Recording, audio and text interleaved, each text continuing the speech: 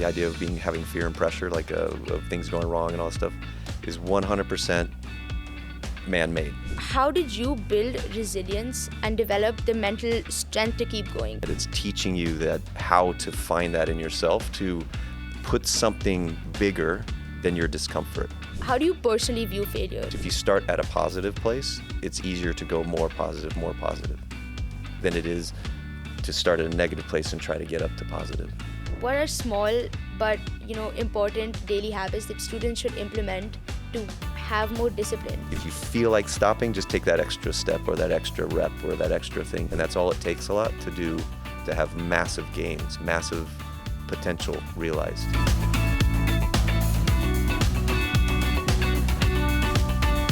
Hi, welcome to the new episode of the Shiv Nadar School Podcast. My name is Suhani Shalin. I'm a student of grade 11th from Shiv Nadar School, Gurgaon. With us here today, we have Mr. Pete Naschak, a former Navy SEAL who served for 21 years with distinction and dedication.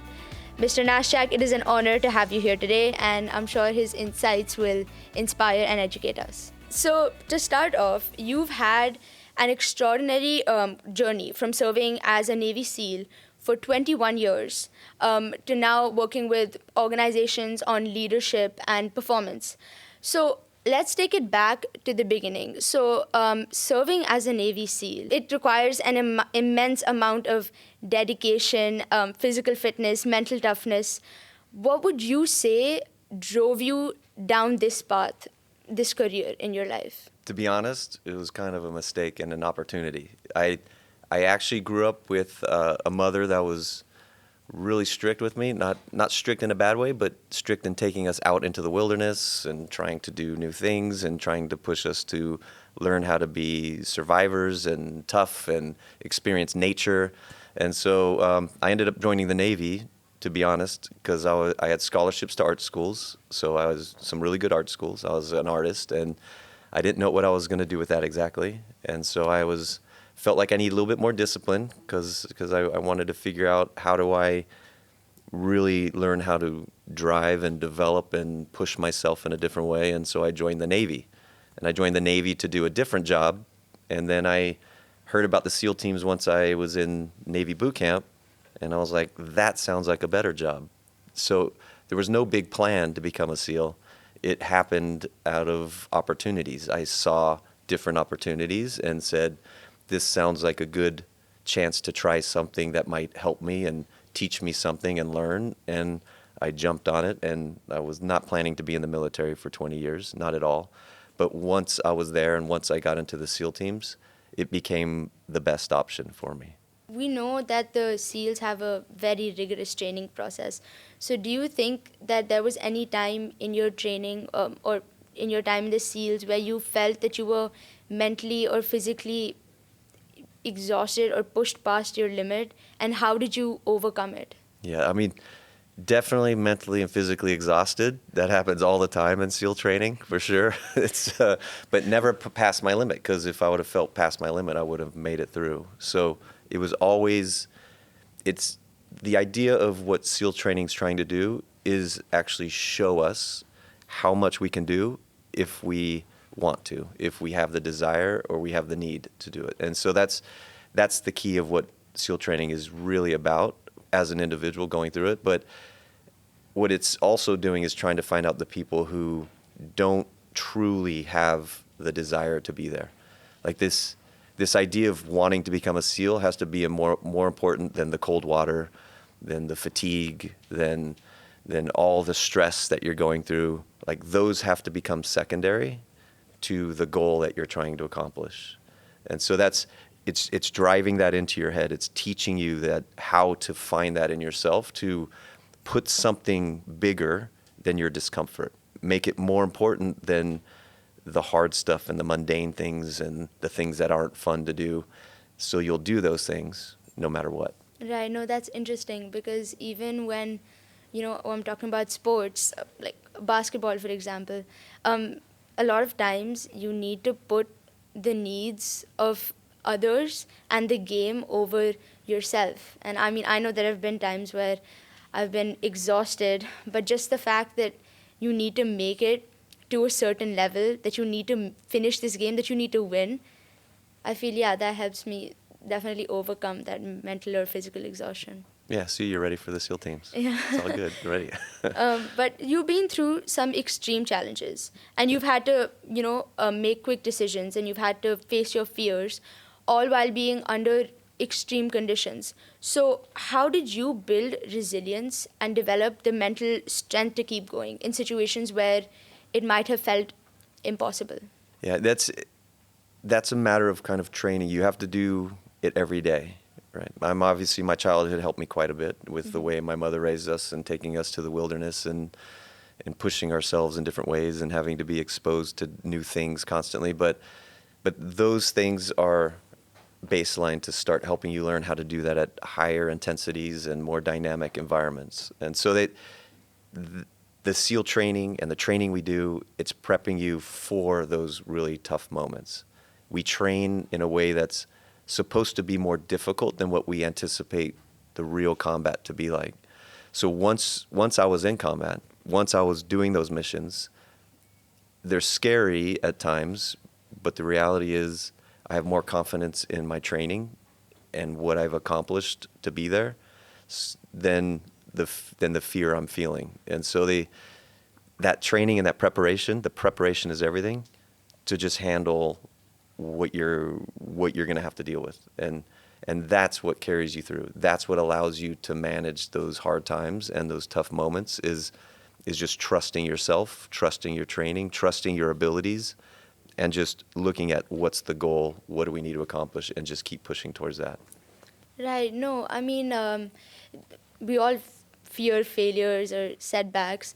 And I mean, I know I've been in situations where sometimes the fear of failure is more prominent in my head than actually wanting to do the task. But you've been in situations where failure wasn't an option. Yeah. So how do you personally view failure? And what do you think someone can take from a setback? And that's a really good question because, and I think that's what you're saying is it comes to the core of some of the difference between when we're training sometimes is you have a fear of not doing it right, not looking right. Maybe if I don't perform this the right way that, I won't be deployable.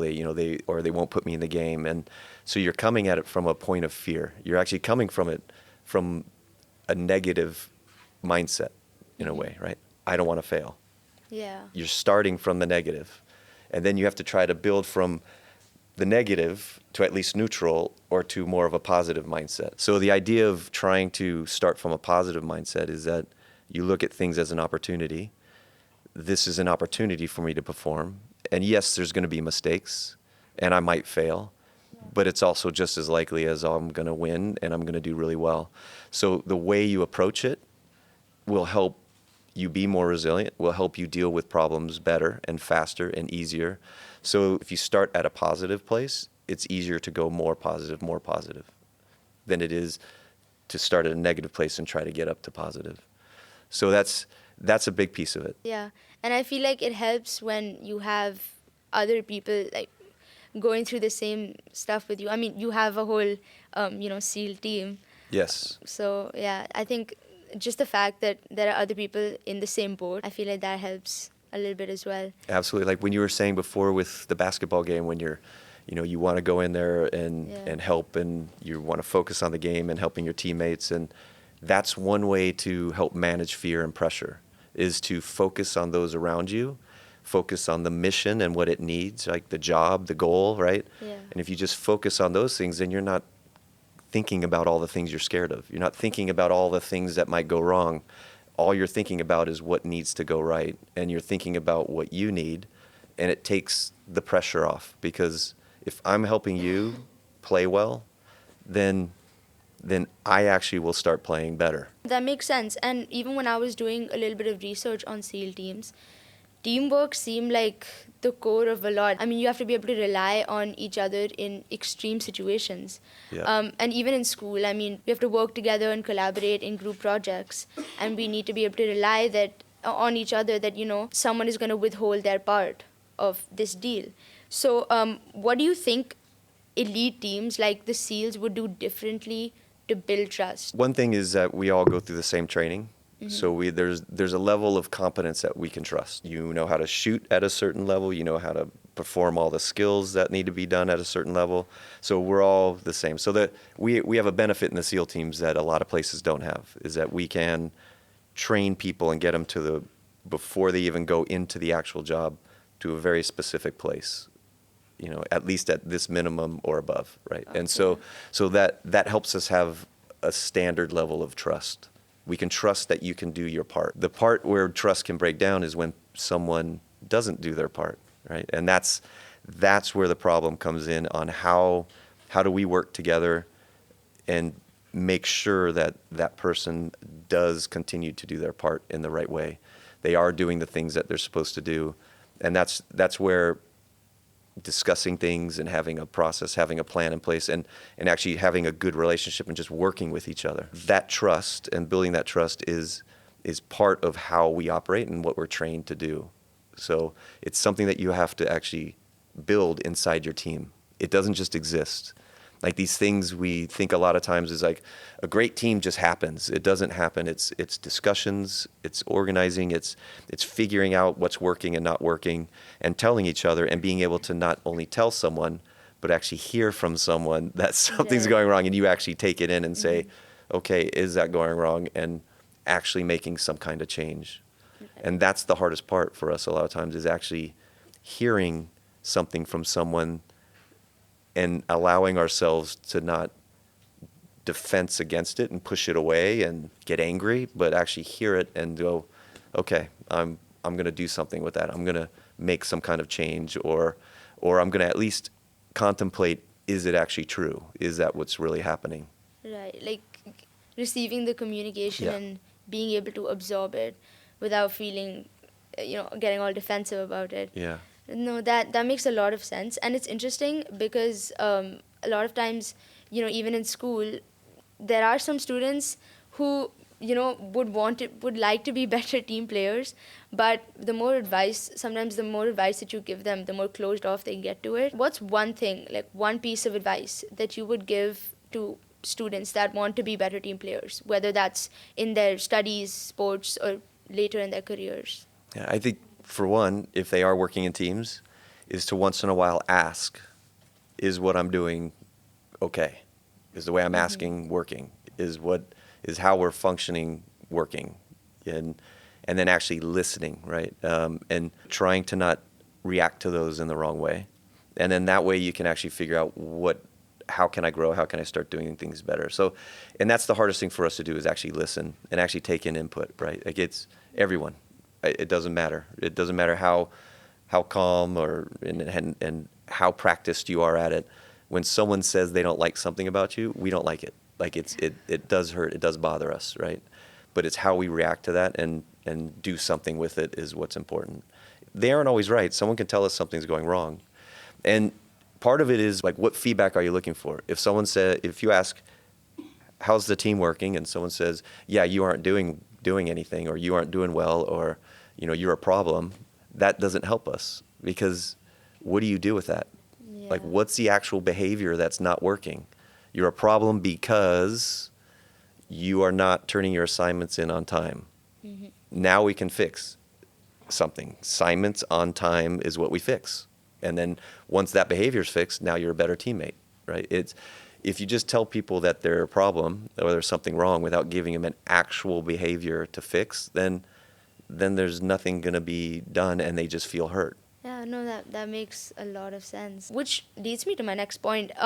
Because of the world evolving so much, and there being so much of AI, and new industries emerging, what is your take on just having your boots in the ground versus actually using, primarily using AI technology for a lot of the decisions we make today? I think this is actually an interesting point, and we've been discussing this for the last couple of days pretty heavily in different directions, different people. But so I think the key is, right now, at least still, the most important things we do is together as people, right? AI is something that feeds into it and assists with it, and maybe we can ask it a question and it gives us an idea of how to make a decision. But then our actions are actually with each other. So what we do to accomplish things is with another person. There's a relationship there. AI can't give us that relationship. AI can't help us work out when the relationship has a problem, right? It can tell us something to say, but maybe when we say it, it's not going to be taken the same way as AI thinks it's supposed to be taken, right? So it's really about understanding and reading and knowing each other and facial expressions, body language, and you and I having a conversation, and we can feel comfortable, we can understand each other in a different way than a computer can understand us. So at this point, AI can't help with the actual actions and what we're trying to accomplish together. It can help give us input and give us tips, but we have to do something as humans together with it. And that I think is the important part. So the boots on the ground piece, that's the most important thing we can do for any team environment, is really learn how to understand other people, understand how they work, what they need, understand what we're trying to do together, actually truly know, like, what is our job here together, like very simply, and then what are the things we need to do with each other to make that happen, and then work towards making that work the best way possible. Right, just the connections that you can form with other human beings. And for certain jobs and certain environments, we have to be careful relying too much on technology because it can fail. Yeah. It may not see things the same way that we do, and it may not feel things the same way that we do. And sometimes intuition is really critical in certain environments, right? Like for our environment is you can see something that looks a certain way, but you're feeling like something's wrong. Just because someone has a weapon, for example, in a combat environment, it may not mean that they're actually an enemy, and we have to be very careful taking the wrong action, right? Because the picture looks one way, and AI may say, yep, that's the picture, that's the data, everything is right, this is it, this is what you're supposed to do. But the reality is the feeling is telling us something different because we're picking up cues and nuances that sometimes other systems can't, because we are human. We're figuring out things that are working subconsciously, and those feed into how we operate, and we have to trust those sometimes and use those to our advantage. Right, just the natural instinct. Yes, the natural instinct and our feelings.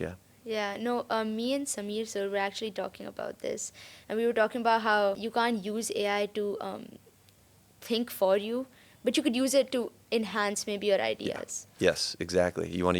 It can give you ideas, you can take them, and then what you should be doing is taking them further. Yeah. Using it as a collaborator, right? And this is the way I would see it, and the way that I've used AI so far is that it gives me it opens some doors. It's like brainstorming in a way.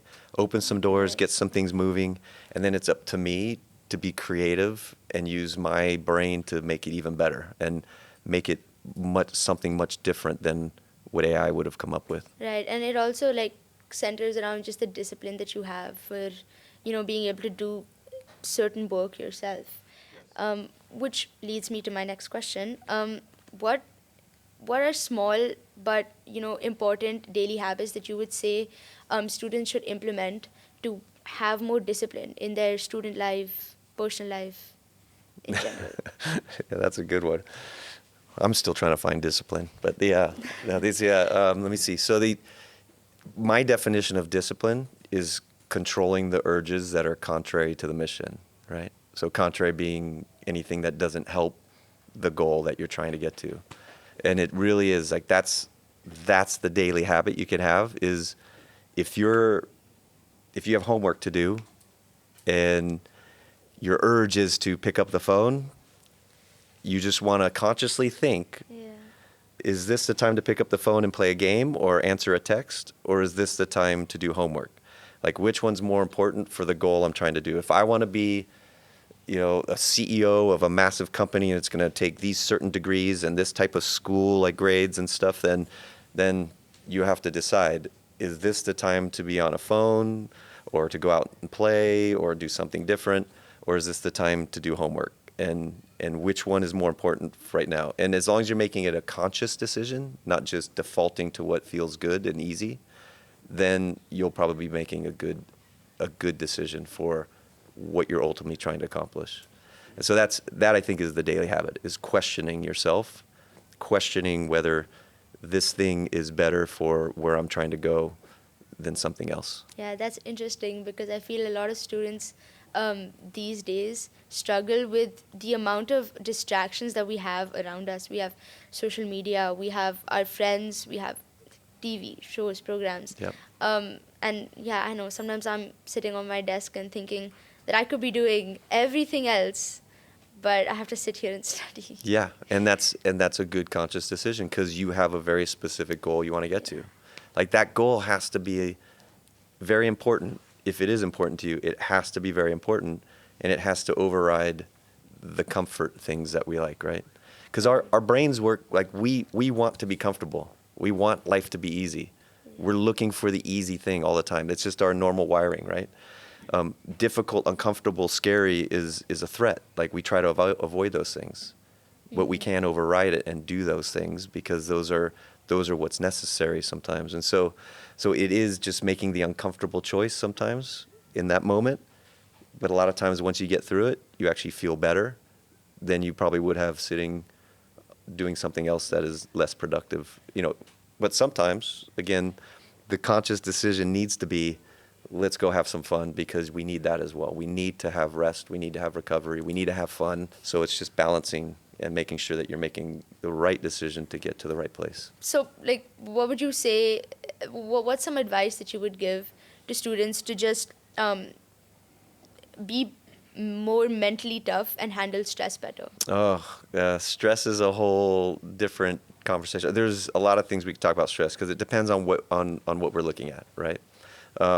Because stress can be something very acute, very fast, right? Mm-hmm. Very sudden.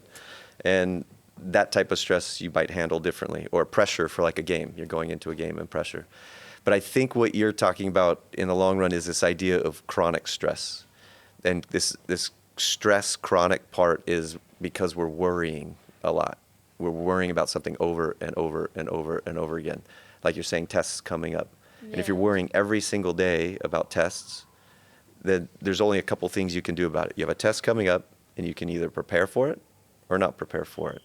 And you'll either be ready for it or you won't be. And there's a point where you've done what you can do. Now you need to just go in and let it happen.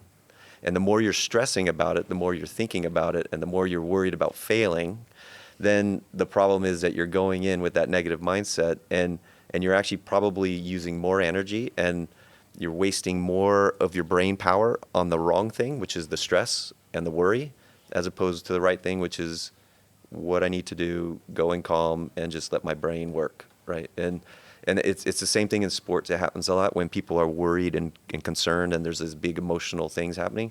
They're actually burning a lot of brain energy. Our brains are going crazy with all this stress, right? And so the more you can just relax and focus on what's more important, like that helps quite a bit. And so that's it. Stress, managing stress is, there's very specific tools you can use and do.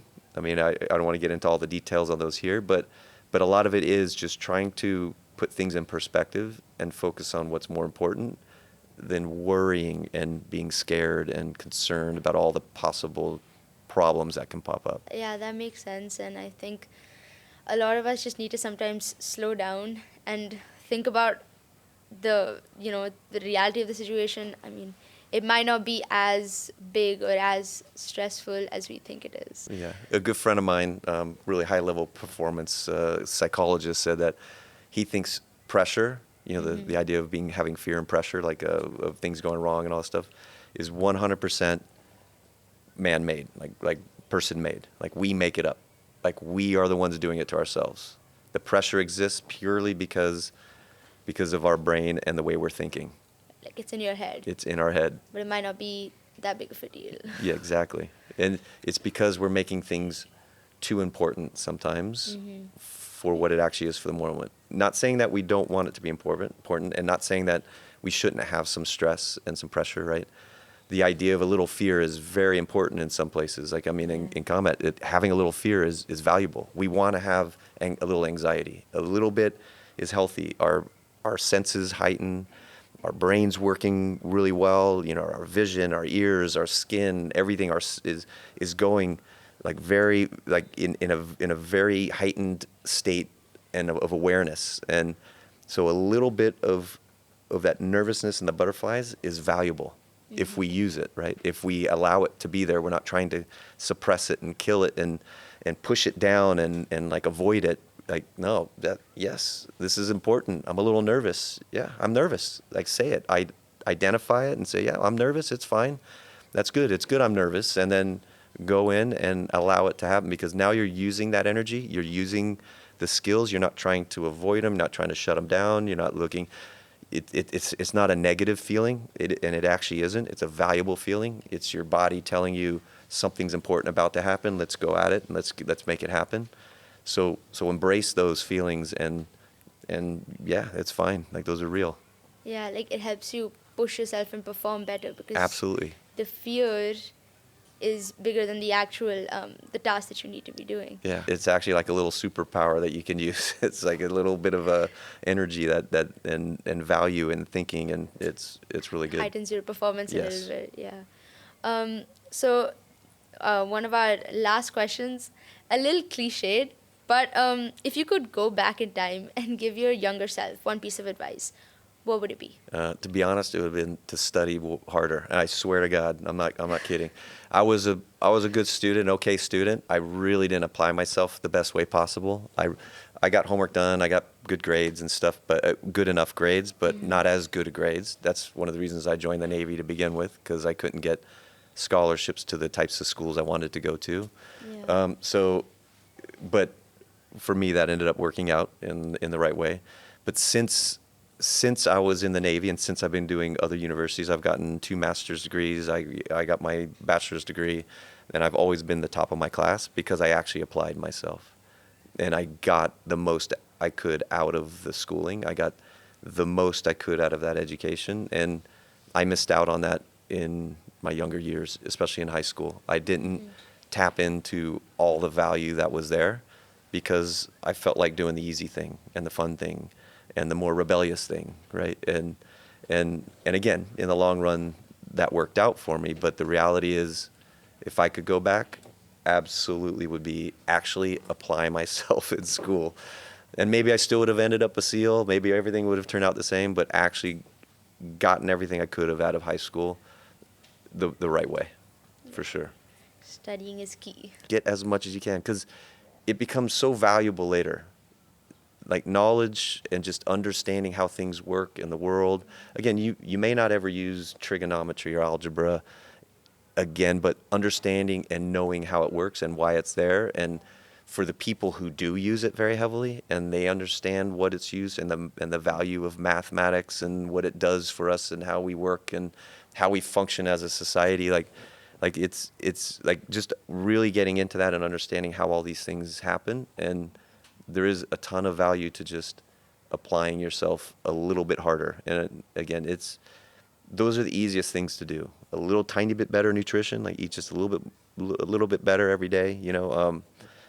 Work if you're doing fitness, if you're in sport, like just push a little bit harder every day. Like not, just if you feel like stopping, just take that extra step or that extra rep or that extra thing. Just like when your brain's telling you no, just do one little bit more, right?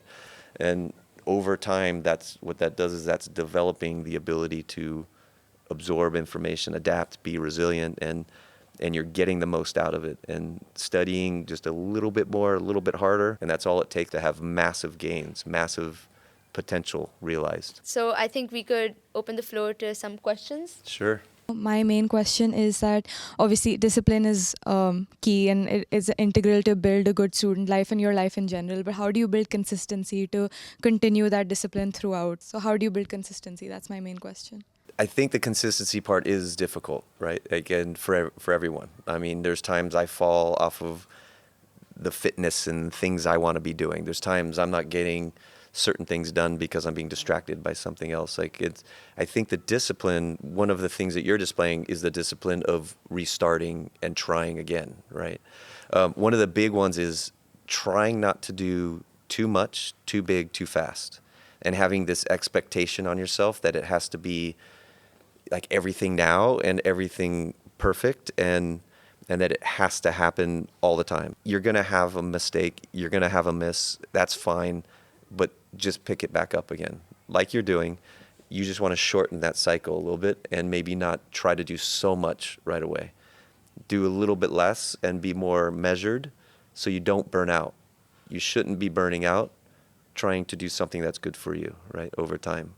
You want to like back off, have a little rest, like come back refreshed, like those things are valuable. So you had talked about your Navy SEAL training, and I think we've heard a lot about it as well, and how it's very intensive. And when you're in that training, your only focus is on the training and just that. And so similarly, while we're building discipline and focusing on our goal, we tend to forgo other things. So how do you build a balance, and how do you find a balance between focusing on your goal and being disciplined, but then at the same time finding time for yourself and still doing the things that you're passionate about and that make you happy? So let's be clear, with SEAL training 6 months long, and we are very focused, but we do have time off in there.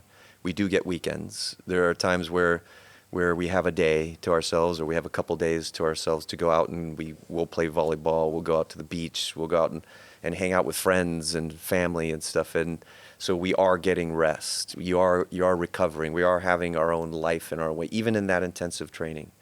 But I think what we're doing is that we talk about this idea of balance a lot, right?